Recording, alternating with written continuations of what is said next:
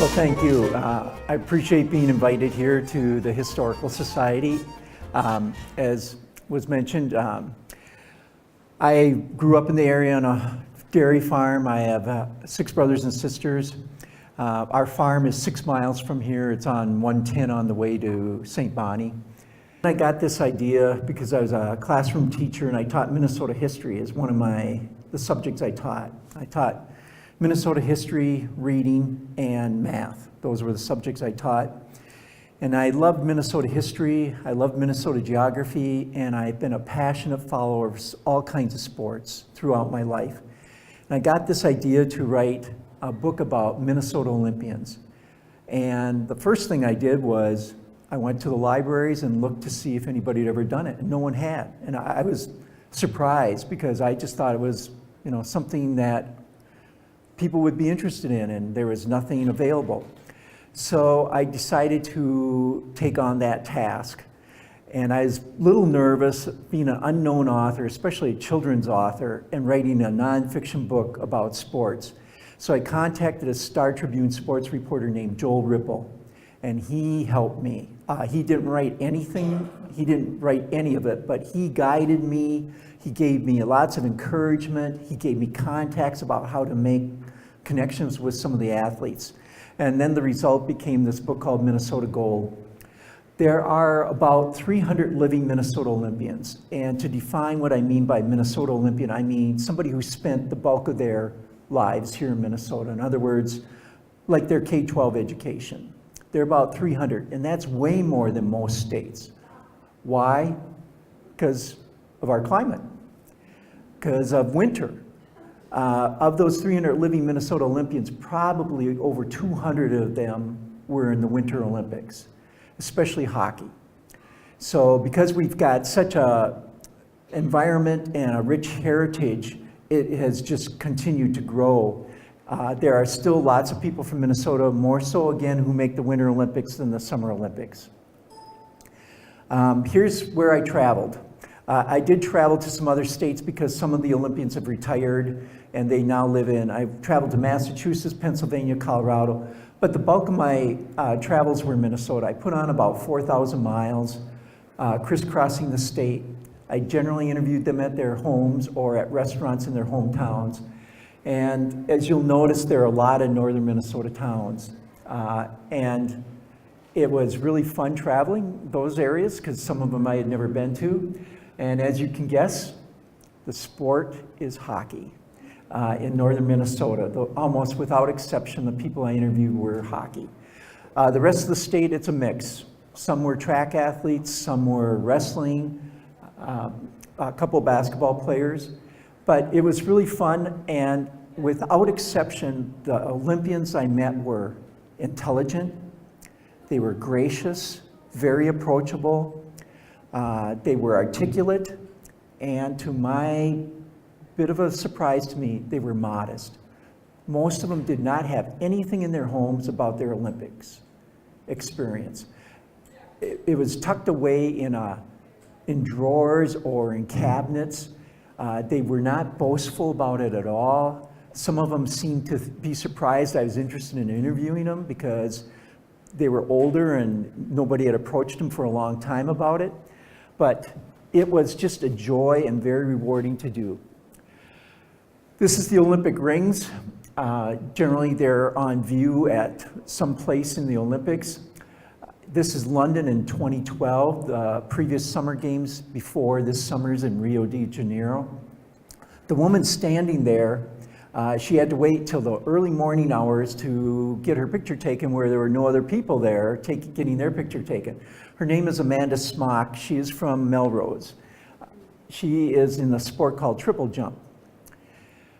Here's just some facts about the Olympics and Minnesota Olympians. Again, there are approximately 300. Most have been hockey players, nearly half. There were no Olympics in 1940 or 44, and there are no Minnesota Olympians living prior to that. In other words, the previous Olympics, 1936, anybody from Minnesota has passed away. There's one person living from 1948 Olympics, And I did get to interview him. He was only 18 years old when he was in the Olympics, so he's not that, he's in his mid-80s now. His name is Ruben Bjorkman. He's from Roseau, Minnesota. I learned so much on this. Like, I even found out the 1948 Olympics, I was wondering, where did they host them after World War II with all the devastation and demolition of buildings and venues? Well, Western Europe, what country was neutral? Switzerland. That's where they hosted it, because almost all the Olympics have been held in Western Europe before that, and most of those cities had been bombed terribly. They were going through financial strife after the war, so where did they host it? Switzerland. It's that kind of thing that I learned. Anybody recognize this gentleman? That's right, former Governor Wendy Anderson. He was an Olympian, and a lot of people don't know that. He was an Olympian on the 1956 hockey team. He was a very good athlete at the University of Minnesota, St. Paul Johnson graduate. He was on the 56 team that won a silver medal. One of his teammates, if you're familiar with sports and hockey, was John Mayasich, who's probably the premier person in hockey in Minnesota in the 20th century. He spoke very highly about his experience in the Olympics. He was a joy to interview. This is how down to earth he was. When I met him, I said, "Governor Anderson, thank you so much for taking time to meet with me." And he just raised his hand and he said, "Please call me Wendy. I prefer it, I really do." So the rest of the time I called him Wendy. I met him 3 times, I believe. A couple times for interviews, and then one time later to just give him a copy of the book. So this is what Wendy looked like when he was on the national hockey team. There he is with his teammate John Mayasich. He was actually governor then, and Mayasich was a radio executive. I asked Wendy in the interview what he did with his silver medal, and because he didn't have it in his, he was in a senior assisted living at the time I interviewed him, and he said, "I gave it away to someone," and I didn't push it because I just thought he meant a family member. He gave it to a family member. But I was at a graduation the next year at the University of Minnesota, and it was such a big graduating class. They held it in Williams Arena, and there I found it, his medal. It's on loan to the University of Minnesota. So there it was in a display case, and I took a picture of it, and that's it. There he is when I gave him a copy of his book. At the time, this was he died this past July, and I gave this to him in either late October, early November, so about 8 or 9 months before he died. I gave him a copy of the book. He was very friendly and very alert when I gave it to him, but he did have some dementia. But when I interviewed him, he was very alert, very good. I checked all the facts that he gave me, and they checked out. So it was a fun experience. Probably Minnesota's most famous woman athlete, professionally at least, is Lindsay Whalen. She's from Hutchinson, Minnesota, very proud of her hometown. She's been on 2 Olympic teams. I interviewed her at Target Center. She has won gold medals both times. In this past Olympics in Rio de Janeiro, she was the leading scorer in the gold medal game with 17 points. She's quite a story, though. She was not that great in high school. She made her mark in college because she wasn't even first team All-State in high school. And in college, she was an All-American. But what's amazing to me about her was when she started at the U, the women's program, I think they had won 1 or 2 games of the year before. It was not good, not a healthy situation at all. They were barely getting 1,000 people to the game. When she graduated 4 years later, they were averaging close to 10,000. So the attendance just skyrocketed. Nearly the entire roster was made out of women from Minnesota, with Lindsay leading the way. This is what she looked like when I interviewed her. Here's Ruben Bjorkman, the person from the 1948 Olympics. Again, these are just lessons I learned. If you look at him here, I think he's 19 years old. He's playing for the University of Minnesota. Now, I'd like to take you back 1 year. That's him on the right. He's a high school senior, I believe, in this picture. And he's wearing these funny goggles. And his coach actually made them. He had such thick glasses when he was in high school that the coach was afraid to let him play, because if the puck hit him in the face, you can just imagine what would have happened. It was before they had face masks. So his coach invented these goggles. He took an old tire inner tube, actually cut out the circles, put safety glass in front so he could wear his glasses behind him. So that's Ruben there. When he went to the University of Minnesota, he did not get a scholarship, but the coach promised to hook him up with an optometrist or an ophthalmologist who would fit him with something that was rather new at the time, called contact lenses. And if it wouldn't have been for that, he couldn't have played hockey. He would have never made the Olympics. It was a life changer for him. So something like that, again, it's something that I just found so interesting, because I learned about history and geography as I was going through this. This is Ruben today, still wearing real thick glasses. That's his home in War Road. And this is an exception where I saw something on display. But where did I see it on display? In the back of the house where nobody ever goes. We actually had to turn lights on because it was just in a darker area of the home.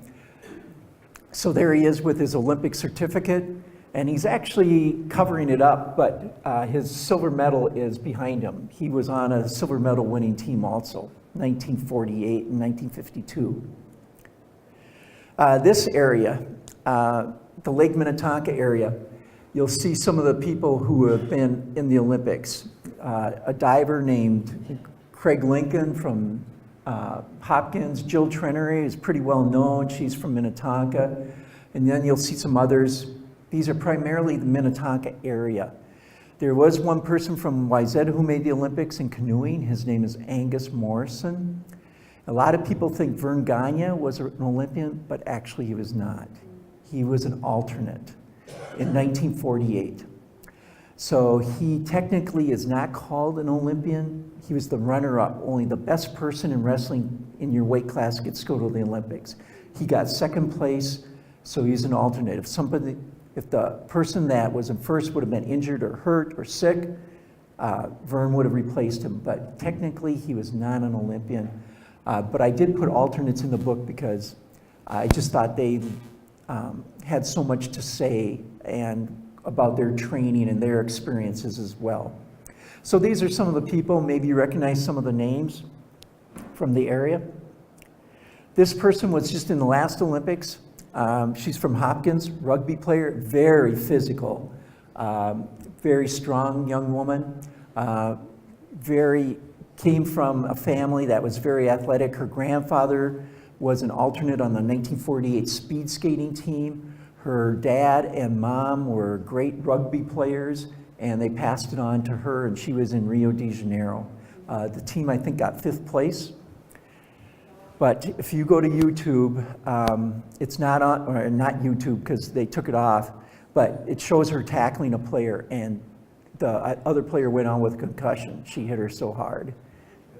This is the 1976 US Greco-Roman wrestling team. There are 10 wrestlers that made the Olympic team. 6 were from Minnesota. Minnesota has a great history in heritage in wrestling. The one gentleman, the first one on the right, over here in the blue shirt, he's from Orono. His name's Evan Johnson. He wrestled for the University of Minnesota. He placed 7th in the Olympics in 1976. The person where the arrow is going down to is from Hopkins. His name is Pat Marcy. He wrestled at Augsburg College. Here's the person that I was referring to, Bob Kempinen. He was a very good runner in high school, but never won state in cross country. I do think he won an event in track, But he went to Dartmouth, and he barely made the varsity his first year, but eventually he became in the top 10 or so nationally. And then he really got better after college, and he won the marathon trials one time, and he qualified. He got third in another one. The top 3 get to go to the Olympics. And he's quite a legend among marathoners because the year he won, he was in the lead, and at mile 23, he got sick, physically sick. He threw up 4 times, and he kept running as he was vomiting, and he increased his lead. He actually won by more than he had at the time. He was in the Olympics in 1992 and 1996. This is him today. He's a physician, a pulmonologist. He won the Olympic trials in 1996 when he was sick, but he had an injury. He didn't do very well in the Olympics. He got the injury after the trials. He also has finished second in the New York Marathon, and he considers that actually his greatest athletic achievement because he said it is quite an experience when more than 100,000 people are cheering you as you are finishing. Another person from the area, from Minnetonka, her name is Janice Klecker. That is her, the mother in the back. She and her husband were lifelong runners, but she did not start until after she graduated from high school. They have 6 children. They're all runners. Janice is a remarkable woman. I just enjoyed talking with her so much. As I mentioned, she didn't start running until after high school. She has asthma, so she couldn't run cross country because they run it on the grass. So she became a road racer because of the pavement and it just was a healthier environment for her. And she got quite good.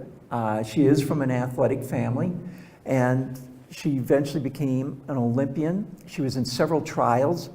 However, I think she was invited to 4 Olympic trials, and again, the top 3 get to go. Twice, though, she did not run because she was pregnant. Look at that. And then the other 2 times she did compete. One time she did not make the team, and the other time she did. The time she made it was 1992. And it was in Barcelona.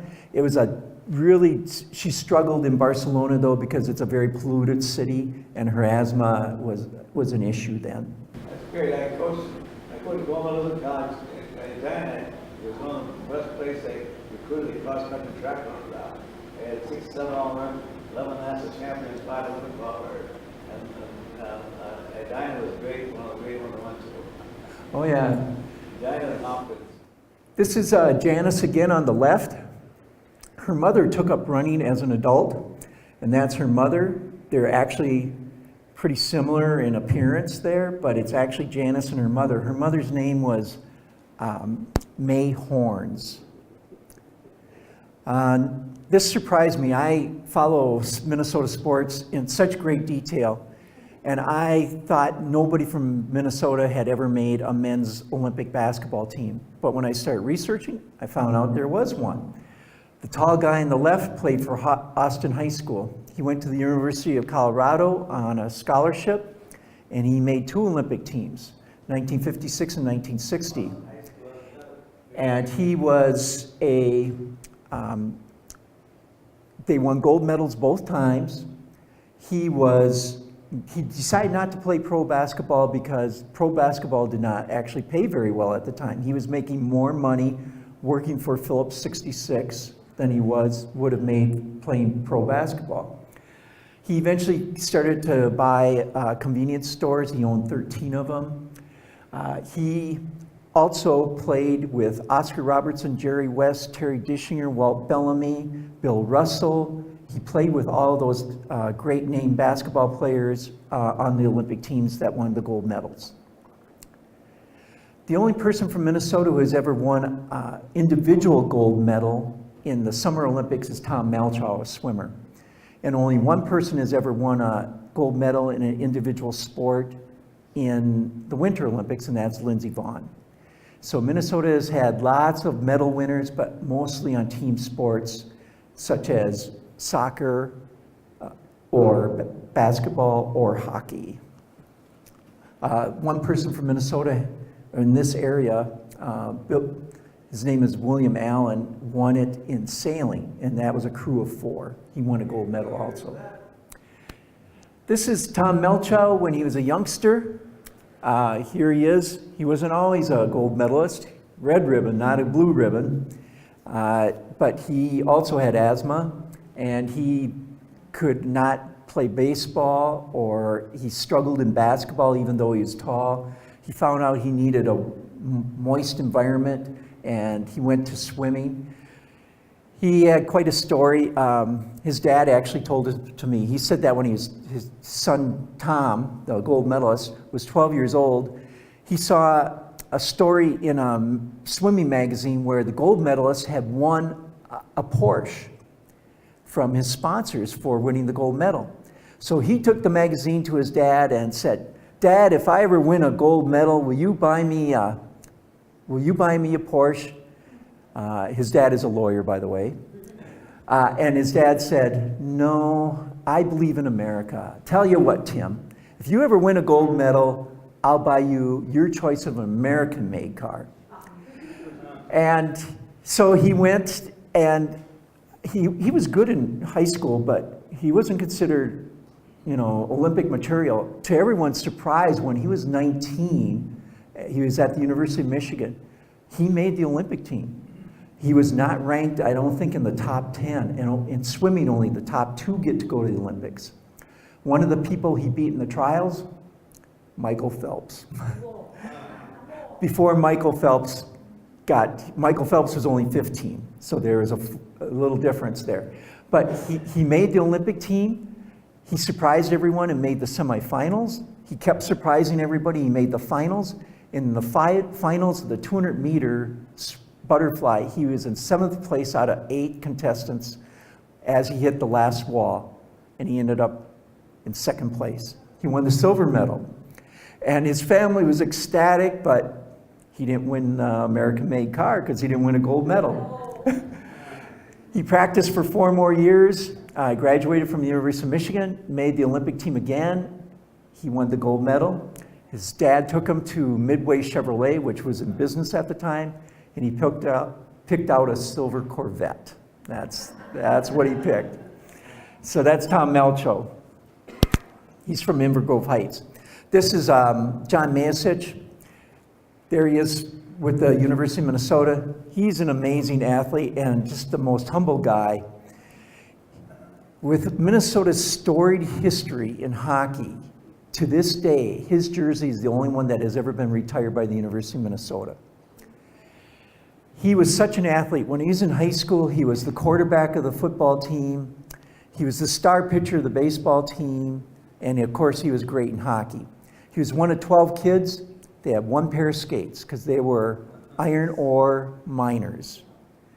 And they couldn't afford anything. They had 1 pair of skates for 12 kids. He learned how to skate in the ditches and on when the streets froze, that's where he went skating.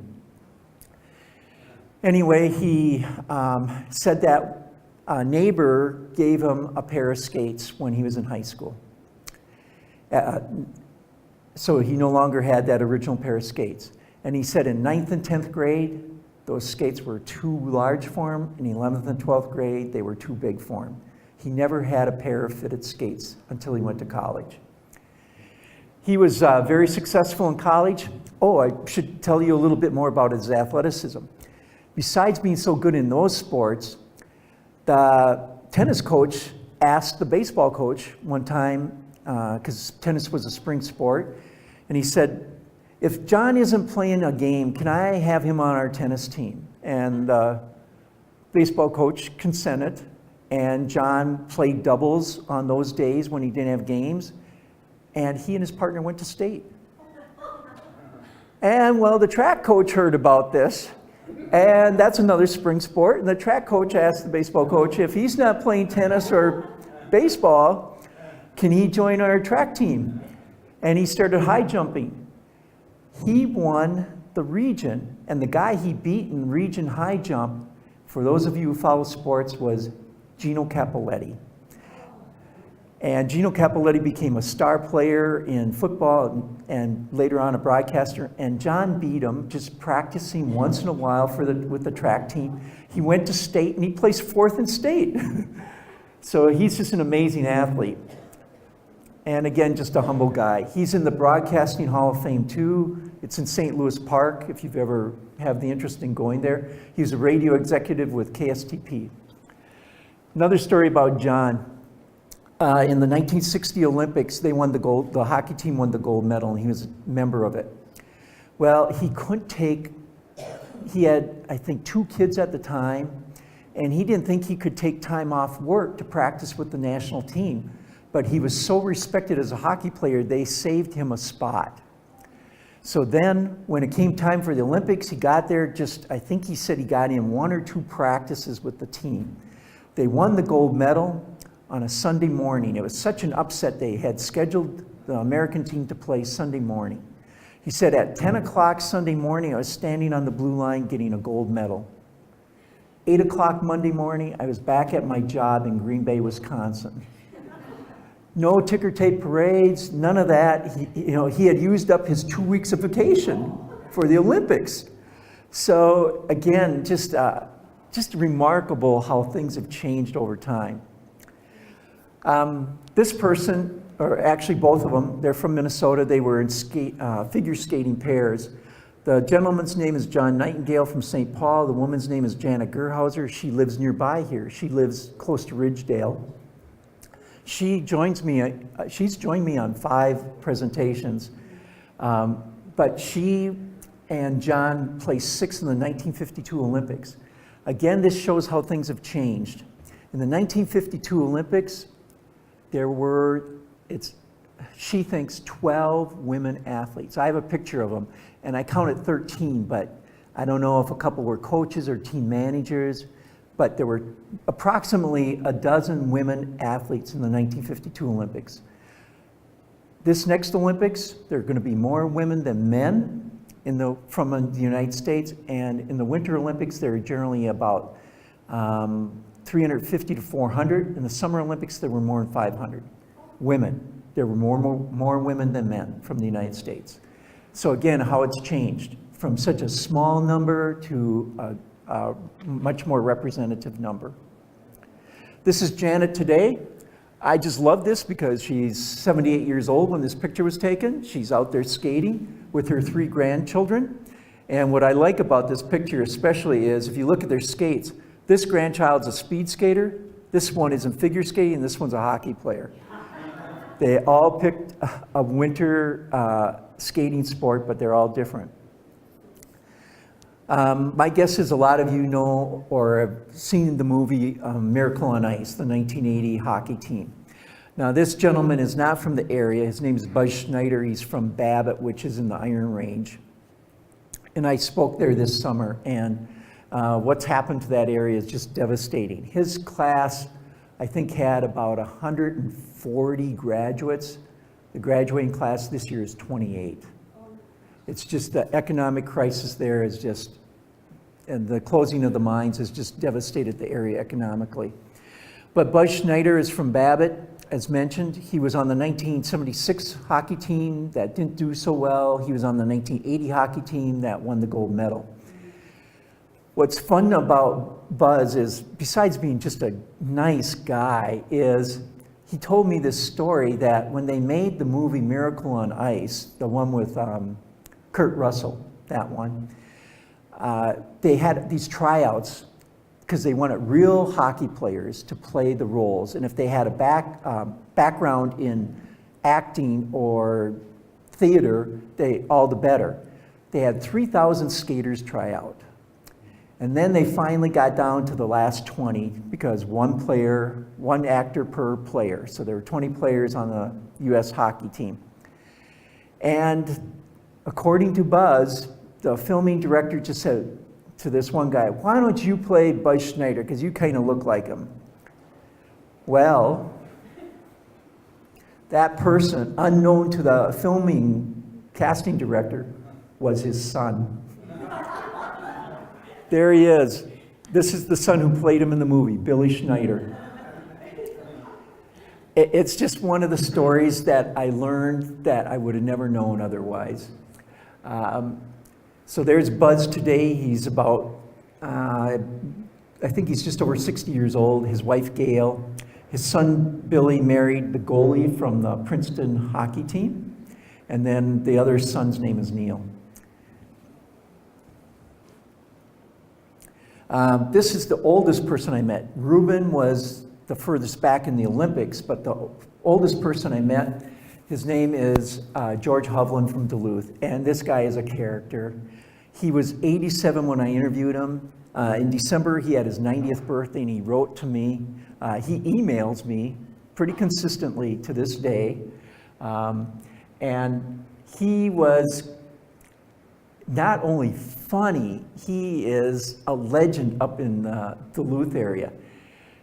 This is what he did when I came to his house. I was planning to interview him at 10 o'clock. I could not find his house.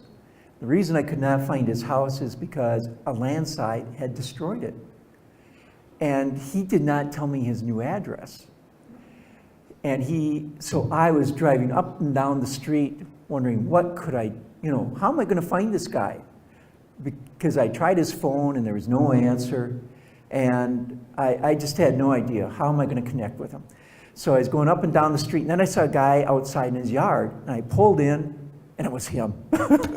He had just moved on about a block away on the same street. So he said, I have a medical appointment at 11:30, and it was now 10:20. I was 20 minutes late. We had set aside an hour and a half for the interview. So now I only had about an hour with him. And he said, let's go upstairs. I could have some pictures I can show you. And he takes the steps 2 at a time. He's 87 years old, and he just ran up the steps 2 at a time, and he just had me laughing. To this day, I look at my notes, and they're shaky because I was laughing as I was writing down, because he just told me story after story, joke after joke. And all at once, he looks at his watch and said, my God, it's 11:30. I'm late for my medical appointment.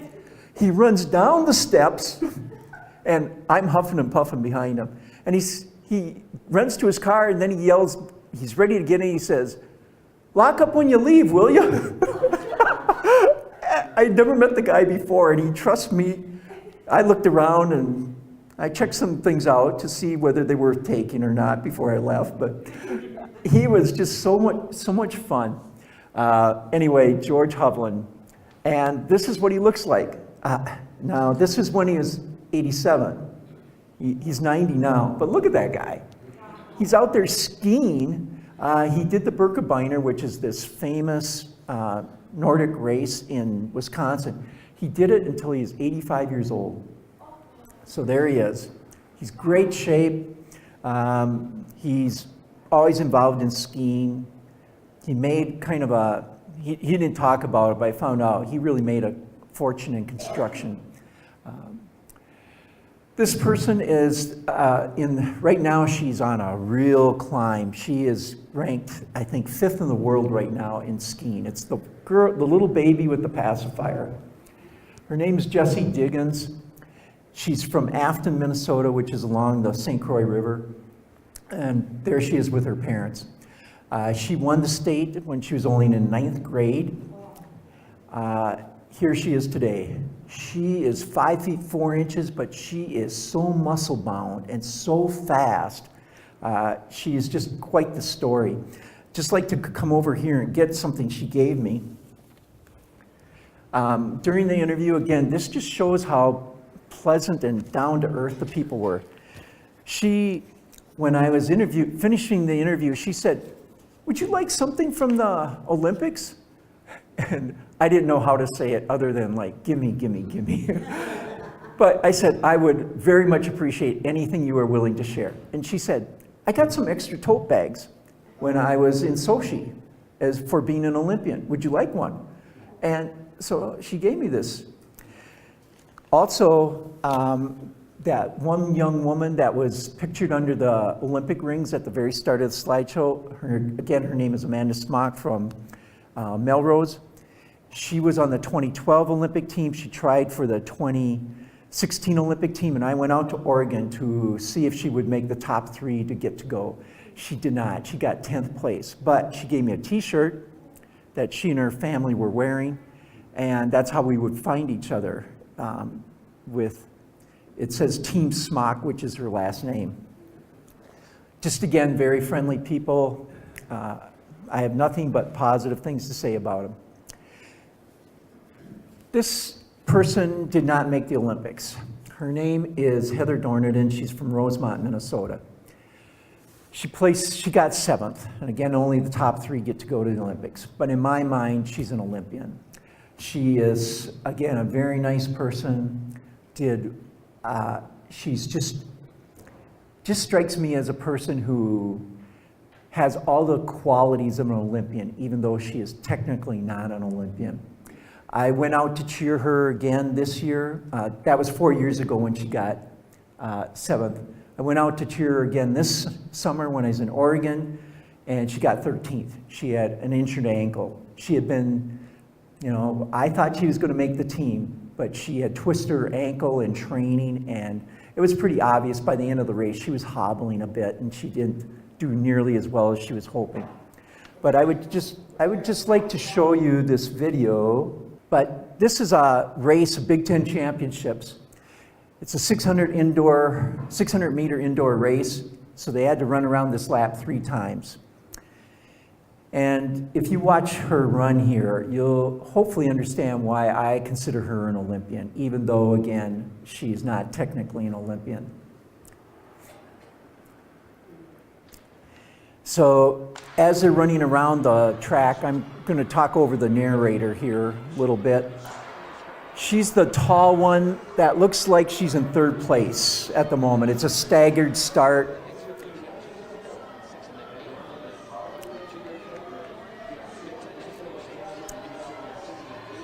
Now they're on the back stretch right now, and as they come around the curve, they're on what's called the home stretch.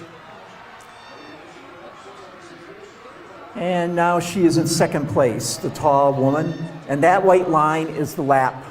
So 1 lap is finished out of 3.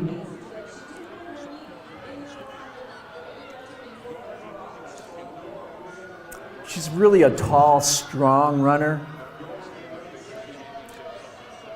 And as you see her come around the curve, it'll look like she's positioning herself to take the lead on the home stretch here.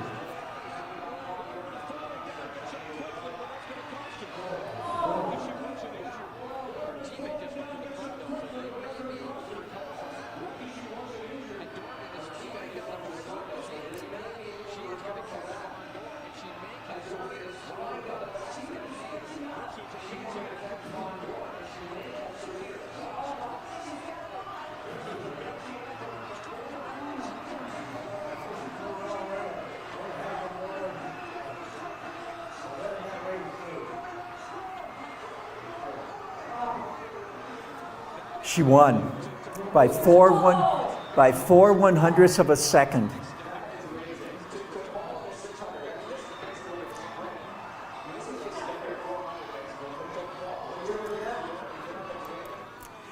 Oops. Oh boy, what did I do? Close this and it'll pop back up. Okay. That was the Big Ten Championships in 2008. So about 8 years ago. Again, she's just shows all the qualities of an Olympian. Do not give up. Do your best no matter what. And do your training. Be self-motivated, self-directed. All the things you think an Olympian does need. And she's gifted athletically too. This young woman is named Chris Keel. She's from a little town in southwestern Minnesota, one of only 2 Olympians in the history of Minnesota from southwestern Minnesota. The other one was a wrestler. If you look at her in high school there, you can tell, practicing in the prairie. She's throwing something, it looks like a frisbee, it's a discus. She was a good basketball player, but she was very disappointed she didn't get a basketball scholarship to college. So she went to Concordia, which does a Division III school, which does not give scholarships. And she decided to take up discus because she had gotten second place in high school at state. So when she was in high school, when she was in college at Concordia, to her surprise, she started doing pretty well in it. And she did so well, she got invited to the Olympic trials. The 24 best in the nation were invited to the Olympic trials for discus. She got 8th place. And that again was a surprise because she just thought it's a free trip. And when she got 8th, she thought, maybe if I really dedicate myself, I can make the Olympics the next time in 4 years. So she took a part-time job. She worked 4 hours a day for 4 years. She trained 6 hours a day, 6 days a week, and she really got good. She got to the Olympic trials, and she was favored to make the team, and what happened? She threw everyone out of bounds. Or she went out of the circle, and it was considered a foul. Not a single one of her throws counted. I would have been crying, and I asked Chris, well, what did you do? And she said, I went over and picked up my disc. I started practicing for the next Olympics. She did it for another 4 years. She kept her half-time job. She practiced 6 hours a day, 6 days a week. Next time she made it. Yeah. This is what she looked like, though. This shows, now there she is in high school. Here she is after all the weightlifting and all the training. Look at her. Very strong person. And here's, oops. This next one is somebody that a lot of you might recognize the name. Anybody know who that is by the picture? Do you remember the name Duane Bobick? Yeah. Duane Bobick from this little town called Bolus, which is by Little Falls, Minnesota. 200 people. His family was 12 of the 200. He was a real good athlete in high school. He enlisted in the Navy. He won the all-Navy heavyweight boxing title. Then he won the all-service, military service boxing title. He tried out for the Olympic team, and he made it. Then he became a professional fighter. He fought all the big names, Larry Holmes. He was Muhammad Ali's sparring partner.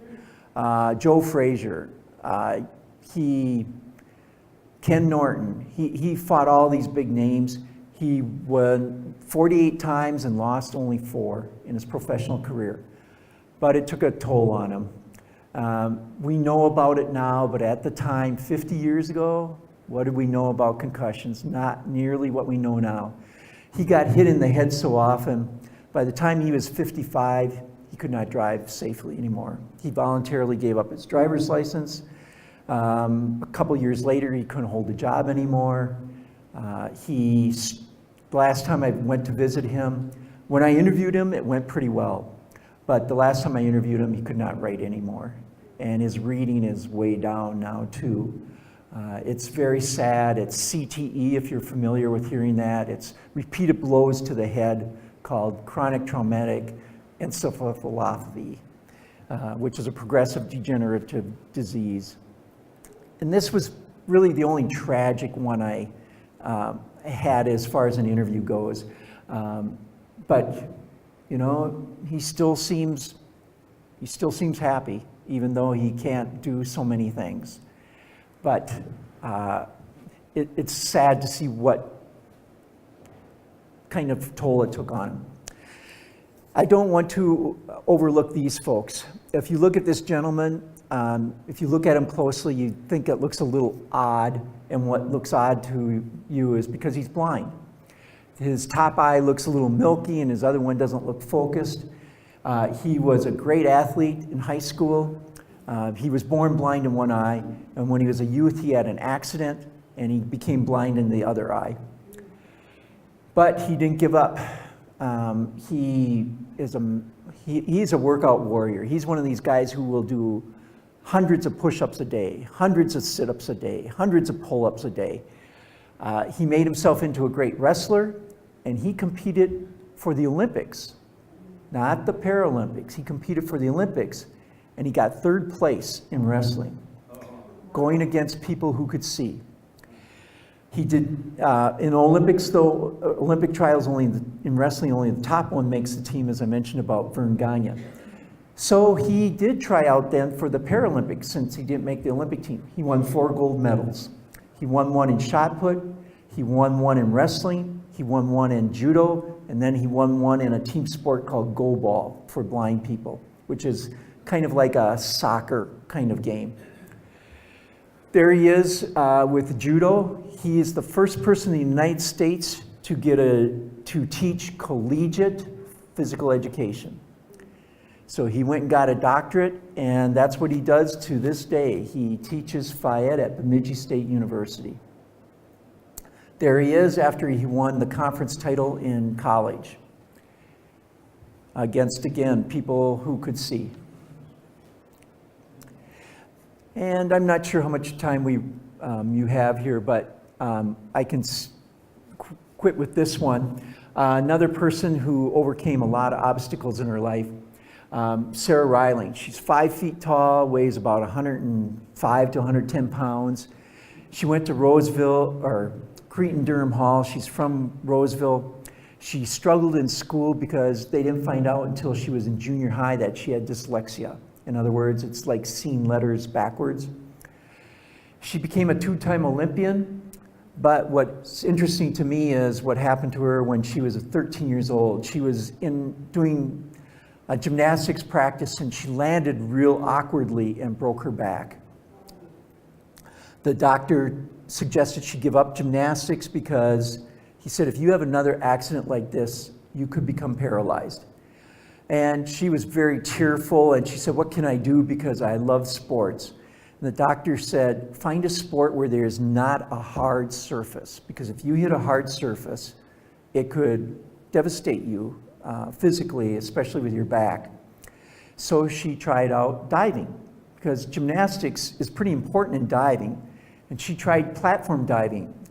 Now, platform diving is 10 meters, which is 33 feet up. It's like jumping off a 3-story building, and you're doing these somersaults and twists as you go down. You hit the water, but at least the water gives way. She got a scholarship to go to the University of Indiana. She made the 2 teams, one as an individual and one in what's called synchronized diving. And in this picture, which is one of my favorite in the book, she is the person in front. Her teammate, Lauren, is in the back. They're doing the very same dive at the very same time, except they're facing opposite directions. She is healthy. Her children do gymnastics, so she's still got a good attitude about it. And she's in another example of, but it's kind of the way everybody was. Almost all these athletes have overcome injuries or poverty or learning, whatever it might be. They have overcome obstacles on their road to becoming an Olympian. Some of them never thought they'd become Olympians. Some dreamed about it from the time they were 6 years old. So it really covered a broad range, covered the whole state of Minnesota. There's one Native American named Henry Boucher, a hockey player. There are 5 African Americans in the book. And then there are people from every corner of the state. I will open it up for questions. If anybody has a question or a comment, or if you're wondering why someone isn't in the book, I can explain. Most of it is because when I got to 57 athletes, the publisher said, your book is already 400 pages, you better stop. But I am starting another one. The first book took me 4 years to write because it's a lot of contacts, lots of interviews. I also interviewed not only the athlete, I interviewed usually a family member, a teammate, a coach. So a lot went into it.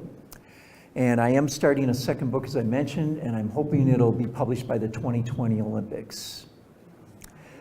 Yes, sir. Do we get any copies of this at all?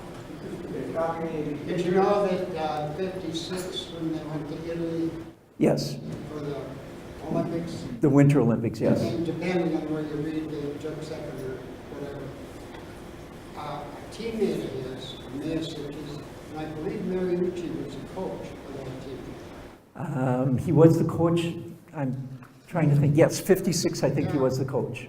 And anyway, there was one of the teammates was in Presbyterian Home for like 4 years. Oh, could I ask his His name? name was Eugene Campbell. Oh, yes, Gene, yes. In fact, Gene was a line mate of John's at the University of Minnesota. They played on the same line. And I think Dick Dougherty from International Falls was the third guy on that line.